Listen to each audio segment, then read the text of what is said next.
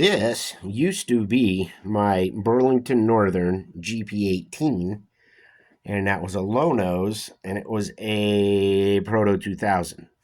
It's still the Proto 2000 chassis with the big chassis weight, but it's now an Athearn GP9 body because Athearn GP9 bodies are common and they are cheap. I also think they're a bit heavier than a Proto 2000 body because anytime I put an Athearn body on a Proto chassis, I end up with a slightly heavier locomotive. And although you can't tell in the pictures, I also added the Athearn sintered metal wheels to get a little more friction, a little more grip out of this thing going up these 4% grades we got around here. I actually sawed the pilots off of the GP18 body, and I removed the pilots from the GP9 body, and so we have the Proto's pilots on the GP9, the Athearn GP9. Also because the holes for snapping the body in place were no longer necessary, I just backed those holes with sheet plastic and used plastic rod to simulate fuel and water filler caps. And, you know, I made the side railings from metal, typical Athearn way, but the front and rear railings are the original GP18 railings from the Proto 2000. This thing works really, really well. It's actually a little over a pound. And as you can see, it's the typical Proto smooth and quiet.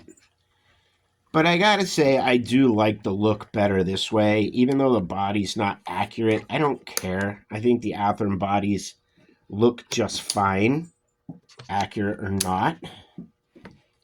And I don't have to worry about fragile details breaking off when I handle them.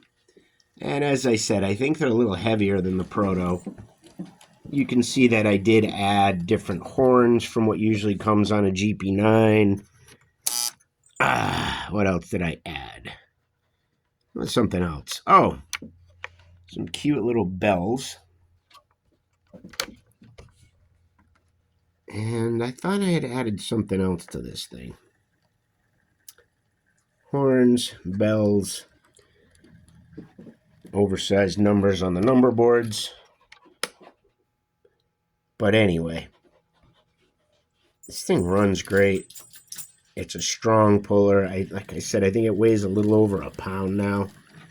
So it definitely pulls a load, which will probably result in more broken gears. But oh well, they're available and they don't cost that much.